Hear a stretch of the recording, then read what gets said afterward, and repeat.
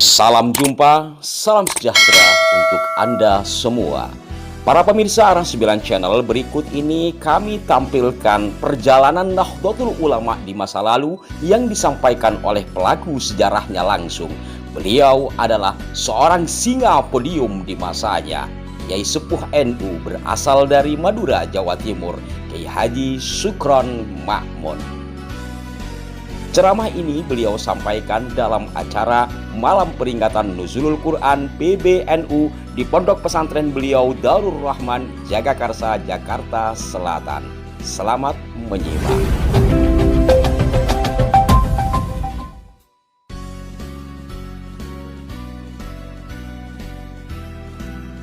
Saya tandaskan supaya tahu betul NU itu dari mana cikal bakalnya dulu itu.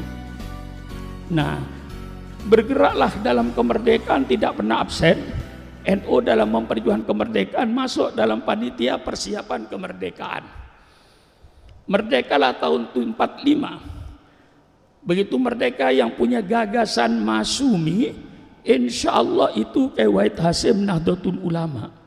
Supaya wajah Islam itu satu partai politik, jangan pecah satu aja. Yang bernama Majelis Surah Muslimin Indonesia Masyumi, itu gagasan dari Nahdlatul Ulama itu. Nah, kerjasamalah di dalam ya itulah namanya politik. Allahu a'lam bishawab. Setelah merdeka lahirlah Masyumi, NU masuk di dalamnya dan yang punya gagasan. Berjalanlah Masyumi ini berjalan. Akhirnya terasa oleh NU istilah waktu itu Allahu a'lam bishawab. NU yang tahlilan, mereka yang dapat berkat. Menteri mereka, dirjen mereka, NU hampir tidak kebagian. Jadi istilahnya waktu itu yang tahlilan orang NU, begitu pembagian berkat Pak Saiful kagak dapat, gitulah istilahnya. Nah, pada akhirnya Kiai Wahab dengan Rasulullah itu berpikir lagi, timbullah muktamar Palembang. Wah, hafal NU saya ini, ngelotok kesuran NU saya ini. Iya, tahun 52 timbullah muktamar NU di Palembang. Keluarlah NU dari Masyumi. Berdirilah sekarang Partai Nahdlatul Ulama. Berdiri Partai Nahdlatul Ulama menjadi partai politik. Waktu itu semua ulama menyatu. Ada di NU semua yang ahli sunnah wal jamaah. Tidak ada yang di luar. Semua ulama ahli sunnah wal jamaah berada di dalam NU. Bersatu. Sehingga waktu itu menjadi partai besar, partai ketiga.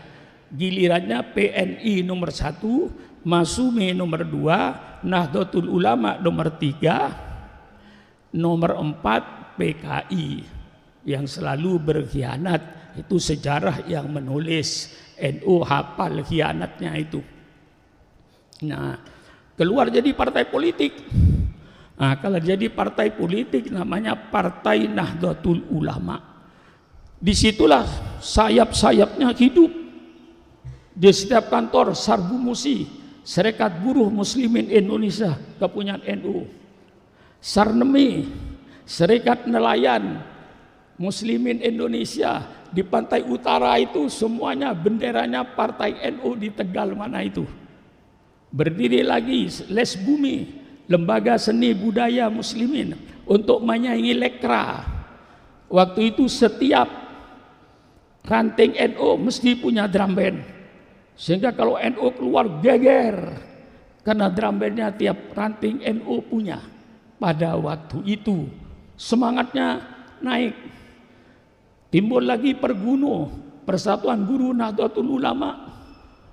Berdiri lagi macam-macam dari organisasi ini, Pertanu, Persatuan Tani Nahdlatul Ulama, semuanya berkembang. Ma'arif berkembang, semua madrasah-madrasah Ma'arif Nahdlatul Ulama Subhanallah, subhanallah. Hebat waktu itu. Semuanya bergerak. Komponen Nahdlatul Ulama bergerak seluruhnya. Sampai nelayannya, sampai pertaniannya, sampai pergununya, PMII-nya, PMII-nya, sampai Ibnu-nya berdiri. Kemuslimatnya tampil, fatayatnya tampil, semarak. Sehingga waktu itu NU kalau tidak salah punya kursi 66 kursi di DPR. Lalu pimpinan-pimpinan waktu itu kita bangga. Ketua DPR NU, Ketua MPR NU, hafal saya, Kiai Haji Ahmad Sayhu.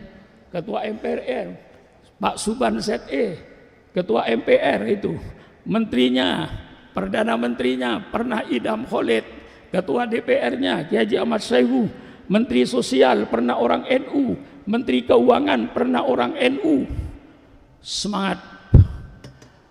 Berjalanlah 65 timbul pemberontakan PKI, NU paling depan bersama-sama dengan pemerintah untuk memberantas komunis. Saya tidak menghilangkan lembaga-lembaga lain di dalam menumpas PKI, tapi insya Allah yang paling besar kontribusinya kepada pemerintah waktu itu Angkatan Darat adalah pemuda Ansor dengan Bansernya.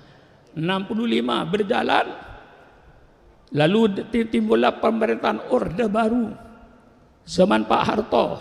Nah disitulah 5 menit. Ya.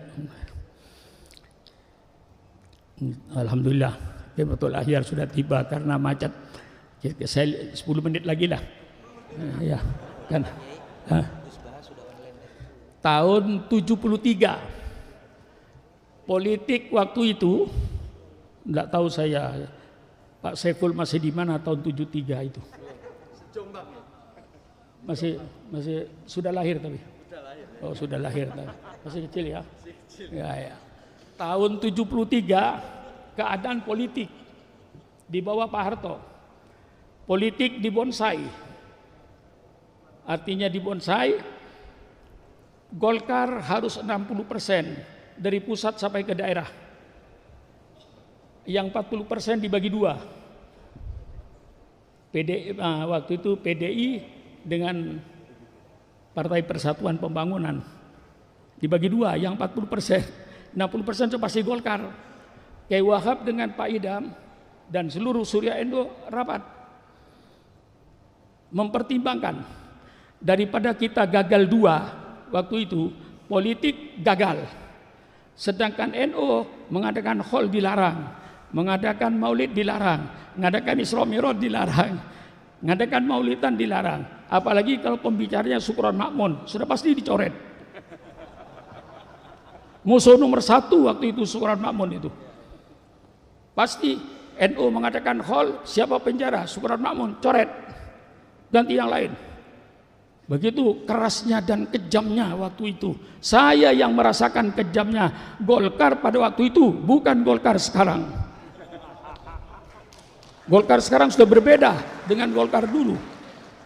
Golkar dulu saya yang merasakan.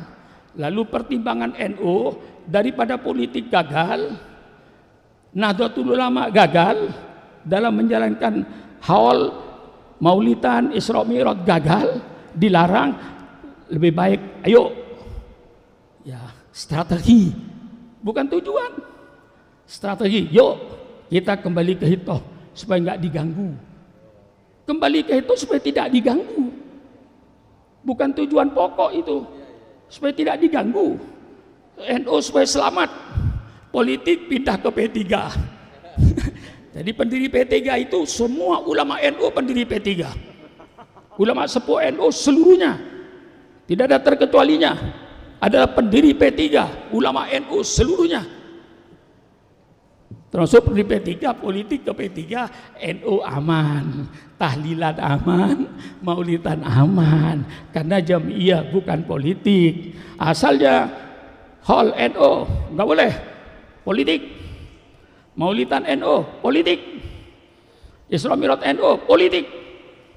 Apalagi pembicaranya Sukron Makmun, sudah pasti itu tidak ada izin.